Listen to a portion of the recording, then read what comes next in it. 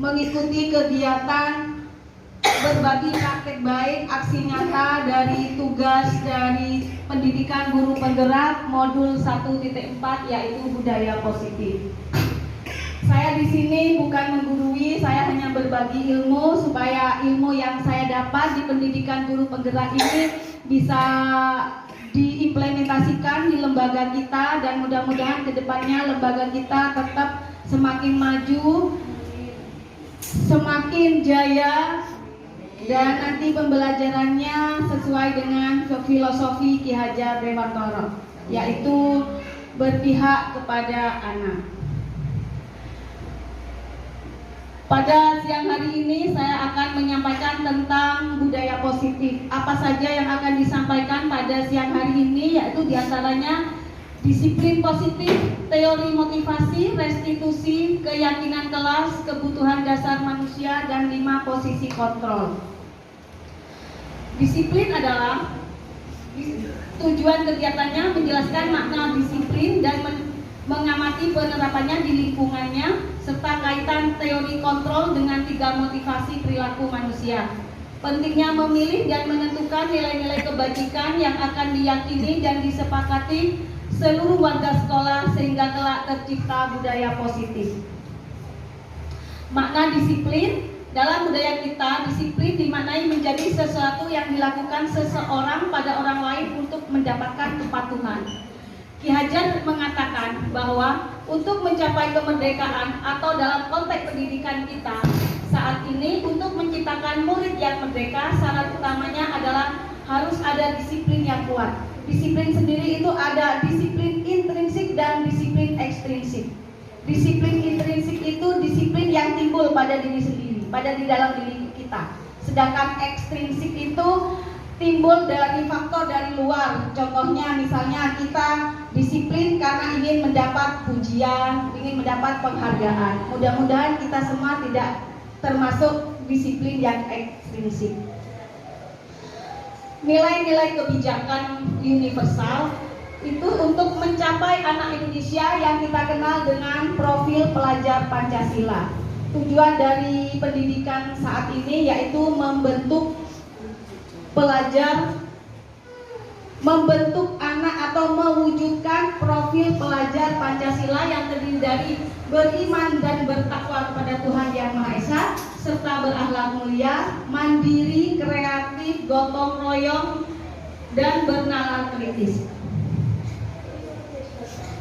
Nilai-nilai kebajikan universal menurut Ibo Primary Years Program PYP, sikap murid, toleransi, rasa hormat, integritas, mandiri, menghargai, antusias, empati, keingintahuan, kreativitas, kerjasama, percaya diri, dan komitmen.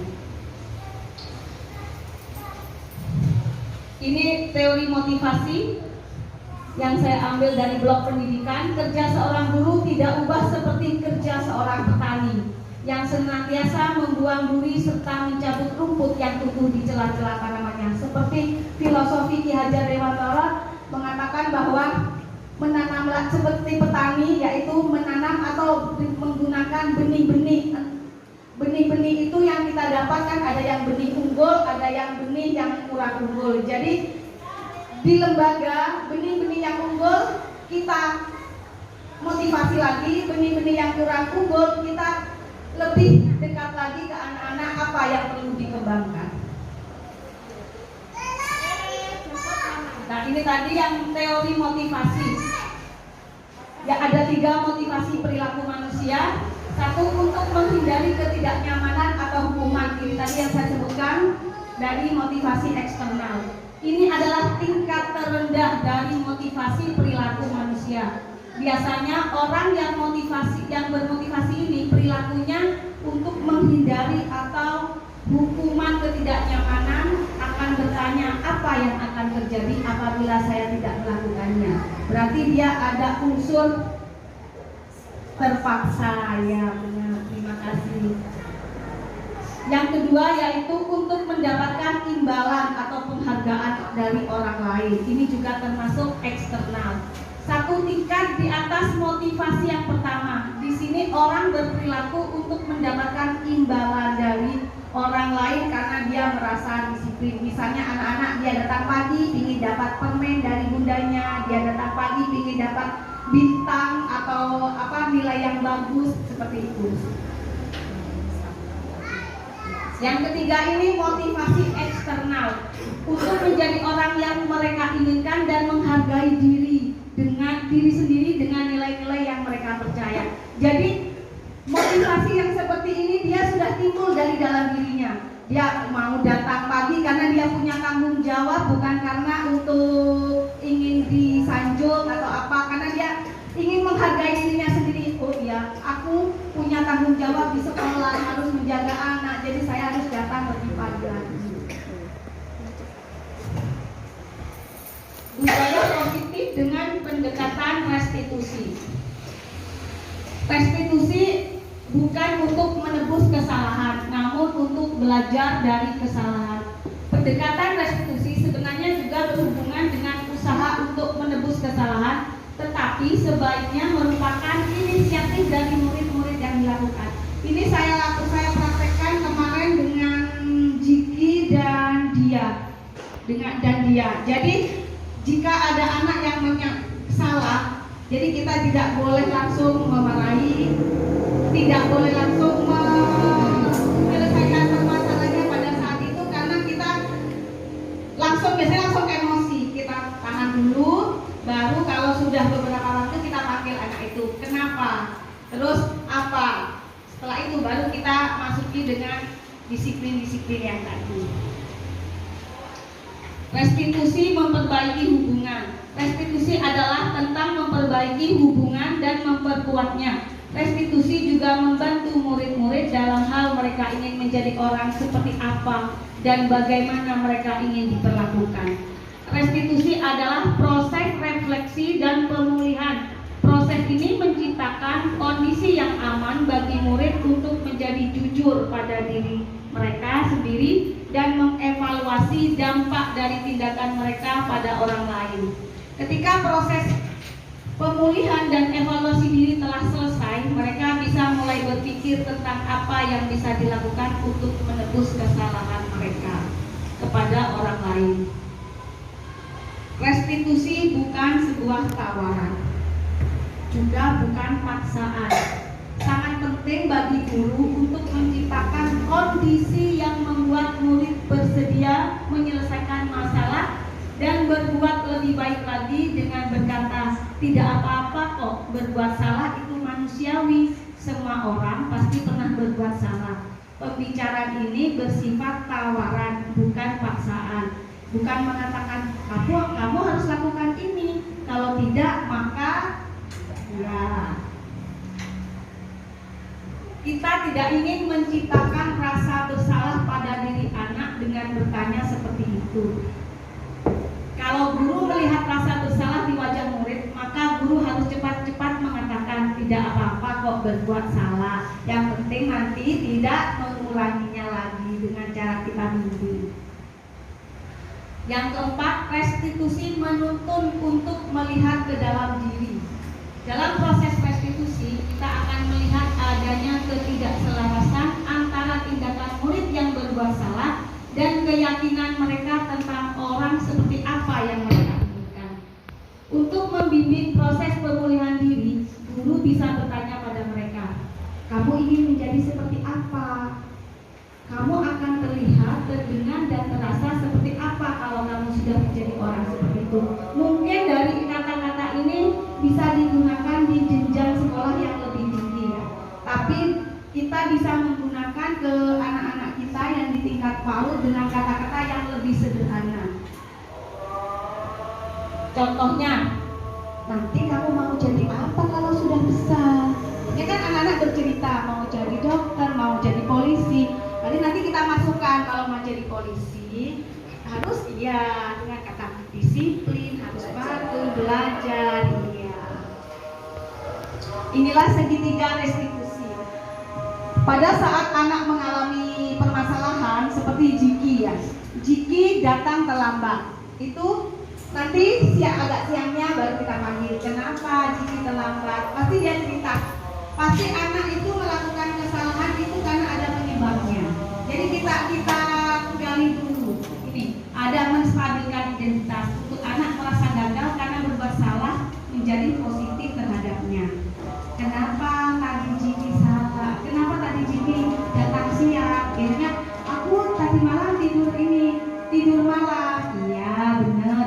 Tidur itu memang kebutuhan untuk Jiki, tapi lebih baik Jiki tidurnya agak cepat biar paginya bisa bangun pagi dan bisa belajar ke sekolah dengan tidak terlambat. Validasi kebutuhan membantu anak mengenali kebutuhan dasar yang ingin dipenuhi saat itu. Tidur merupakan kebutuhan. Menanyakan keyakinan. Anak melihat kesalahan yang dihubungkan dengan norma sosial dan nilai-nilai yang mendasari manusia berinteraksi dengan orang lain. Keyakinan yang dimaksud itu biasanya kita kenal dengan tata tertib. Tata tertib di kelas. Jadi keyakinan itu tata tertib. Nah, tadi tata tertib itu kita buat dengan anak-anak. Jadi kalau anak-anak melanggar tata tertib, nanti tadi kan tata tertib keyakinan kelasnya tadi, kesepakatannya tadi seperti ini, tidak boleh makan sambil berdiri. Itu kan sudah disepakati dan itu menjadi keyakinan di kelas. Jadi bisa mulai sekarang biasanya ditulis tata tertib itu diganti keyakinan. Nanti bisa diganti ya Bunda ya. Tata tertib itu diganti keyakinan. Nah, ini keyakinan kelas. Keyakinan kelas merupakan pernyataan pertanyaan universal. Pernyataan keyakinan kelas senantiasa dibuat dalam bentuk positif. Misalnya, waktu istirahat tidak boleh main di dalam kelas. Waktu belajar tidak boleh mengganggu temannya, tidak boleh jalan-jalan seperti itu. Ini pembentukan keyakinan kelas. Keyakinan kelas atau keyakinan yang ada di lembaga itu setidaknya bukan kita semua yang membuat. Jadi kita diskusikan dengan anak. Jadi kalau anak melanggar atau menyalahi keyakinan kelas itu, anak sudah tahu, oh berarti saya harus lebih seperti ini. Prosedur pembentukan keyakinan kelas. Ini contoh keyakinan kelas. Siswa mengikuti peraturan yang dengan tertib. Setiap siswa menciptakan lingkungan yang aman, nyaman, dan bebas bullying. Saling menghargai dan menghormati antar teman, menghargai dan menghormati guru, saling membantu dalam kebaikan, belajar dengan tekun dan mengerjakan tugas. Setiap siswa harus mengendalikan emosi. Ini garis besarnya seperti ini contohnya. Nah, setelah kita mempelajari tentang keyakinan kelas tadi, sekarang kita menginjak tentang kebutuhan dasar manusia dan posisi kontrol restitusi. Dr. William Glasser dalam Choice Theory menjelaskan 5 kebutuhan manusia, diantaranya untuk bertahan hidup, kasih sayang dan rasa diterima, kebebasan, kesenangan, dan kepuasan. Ini ada contoh kasus. Ibu Ambar, guru wali kelas 2A di SD Pelita Hati, sedang bingung menghadapi ulah salah satu murid di kelasnya. Beberapa anak di kelasnya beberapa anak di kelas 2A telah datang padanya dan mengeluhkan Doni yang sering meminta bekal makan siang mereka dengan paksa.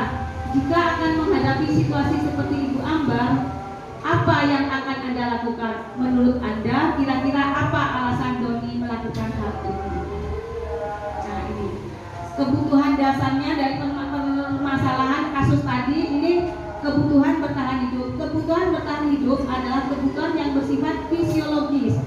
Untuk bertahan hidup, misalnya kesehatan, rumah, dan makan. Dalam kasus Doni di atas, apabila jawaban Doni ketika ditanya oleh Ibu Ambar adalah karena ia lapar dan orang tuanya tidak membawakannya bekal makan siang, maka kebutuhan dasar yang sedang berusaha dipenuhi oleh Doni adalah kebutuhan untuk bertahan hidup. Seperti Ziki tadi, tidur ya. Tidur itu juga merupakan kebutuhan. Jadi ini menjadi kebutuhan untuk bertahan hidup. Rasa kasih sayang, kebutuhan ini dan 3 kebutuhan berikutnya adalah kebutuhan psikologis. Kebutuhan untuk disayangi dan diterima meliputi kebutuhan akan hubungan dan koneksi sosial, kebutuhan untuk memberi dan menerima kasih sayang, dan kebutuhan untuk merasa menjadi bagian dari suatu kelompok. Kebutuhan ini meliputi tetap terhubung dengan orang lain seperti teman, keluarga, pasangan hidup, teman kerja, binatang peliharaan, dan kelompok di mana kita tergabung. Dalam kasus Doni di atas, apabila jawaban Doni ketika ditanya Ibu Ambar adalah karena ia lapar dan orang tuanya tidak membawakan bekal makan siang, maka kebutuhan dasar yang sedang berusaha dipenuhi oleh Doni adalah kebutuhan untuk bertahan hidup. Dalam kasus di atas, apabila Doni menjawab bahwa alasannya mengambil bekal temannya karena dia merasa senang dengan makanan atau bekal yang dibawa oleh temannya. Jadi ketika temannya melakukan tindakan itu pada gurunya dan gurunya memberitahu orang tuanya, sehingga orang tuanya jadi memperhatikannya dan akhirnya nanti memberi bekal. Penguasa dalam kasus ini adalah orang hebat karena temannya jadi takut dengan dia dan menuruti keinginannya, maka sebetulnya Doni ingin berusaha memenuhi kebutuhannya. Jadi dia ingin menguasai makanannya yang dibawa temannya tadi. Kebebasan. Kebutuhan untuk bebas adalah kebutuhan akan kemandirian, otonomi, memiliki pilihan, dan mampu mengendalikan arah hidup seseorang. Anak-anak dengan kebutuhan kebebasan yang tinggi menginginkan pilihan mereka, perlu banyak bergerak, suka mencoba-coba, tidak terlalu berpengaruh orang lain, dan senang mencoba hal baru.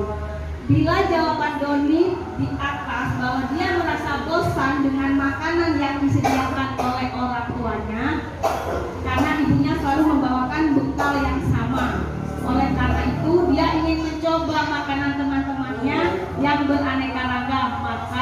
Doni sedang berusaha memenuhi kebutuhan akan kebebasannya. Ini sepertinya sudah terjadi ke anak-anak kita. Jadi dia itu ingin makanan itu, karena mungkin makanan yang di rumahnya itu aja, sosis saja. Padahal makanan yang dibawa temannya itu nggak seberapa, mungkin harganya malah lebih rendah ya dari punya anak-anak. Ini untuk kesenangan. Dalam kasus di atas, bila Doni menjawab bahwa ia melakukannya karena iseng saja dan ia menikmati ekspresi wajah teman-temannya yang kesal karena diambil makanannya, dan menurut dia ekspresi teman-temannya itu lucu, maka berarti Doni sedang berusaha memenuhi kebutuhan dalam kesenangannya. Jadi tingkah laku anak-anak itu mencakup penguasaan tentang kesenangan, kebebasan, memenuhi kebutuhan seperti itu.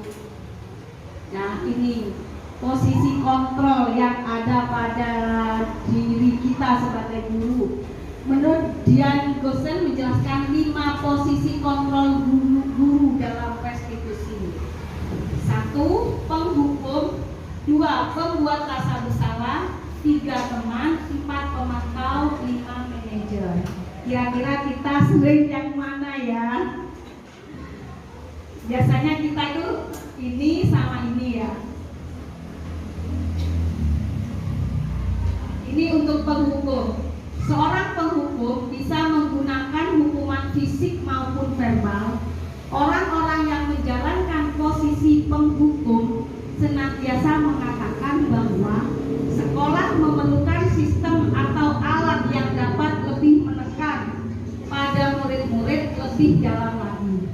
Guru-guru yang menerapkan posisi penghukum akan berkata, patuhi aturan saya, atau awas, kamu selalu saja salah. Iya apa tidak? Selalu yang terakhir selesai. Guru seperti ini senantiasa percaya hanya ada satu cara agar pembelajaran bisa berhasil, yaitu dengan cara diam.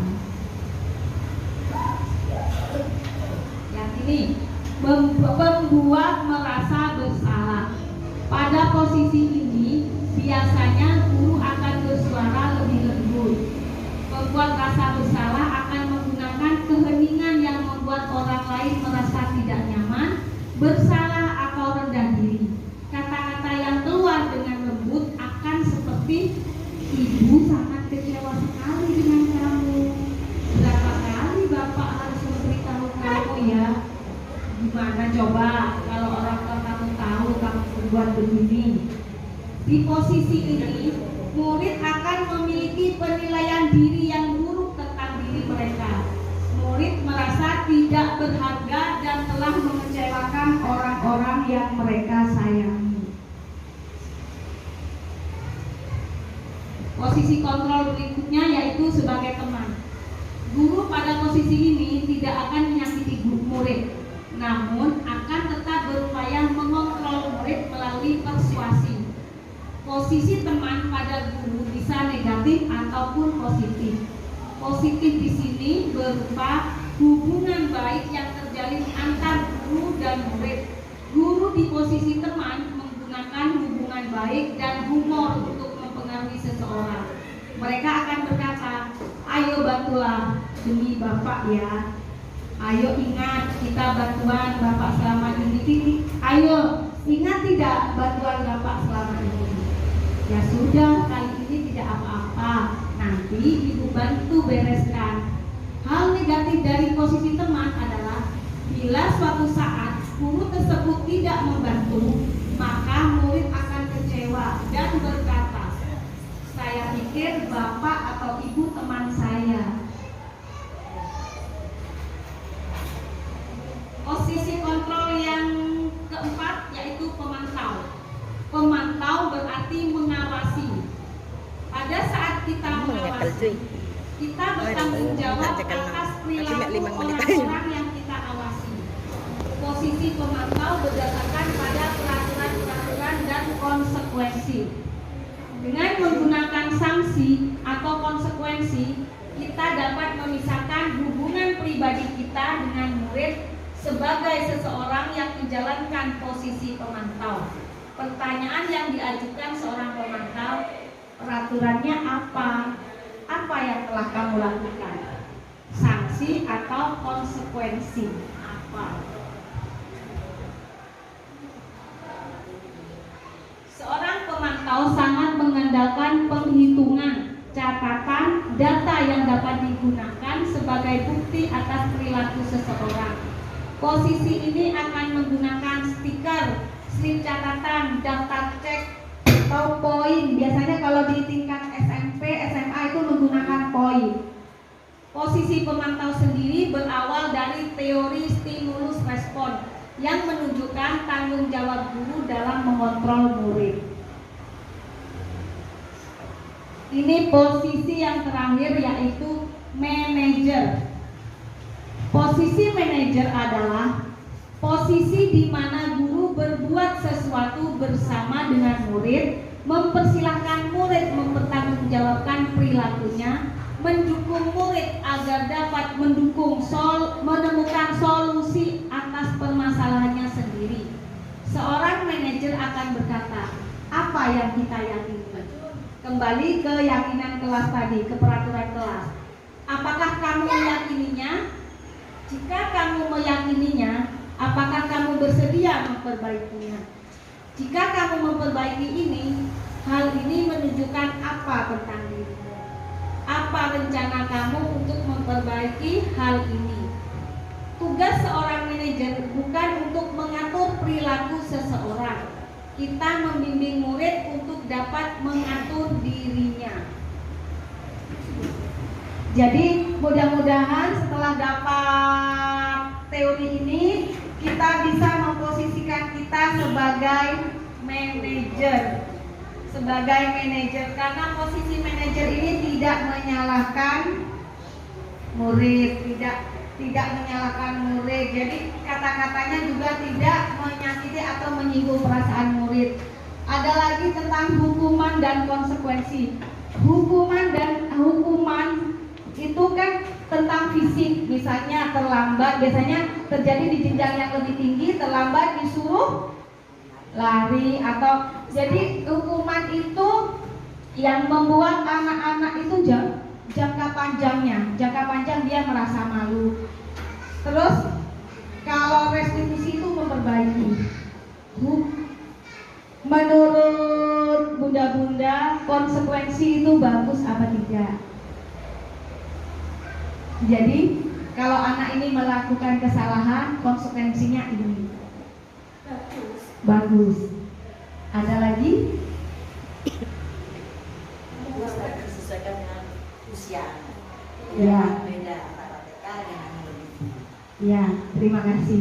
Sebenarnya konsekuensi itu kurang bagus. Penghargaan juga kurang bagus.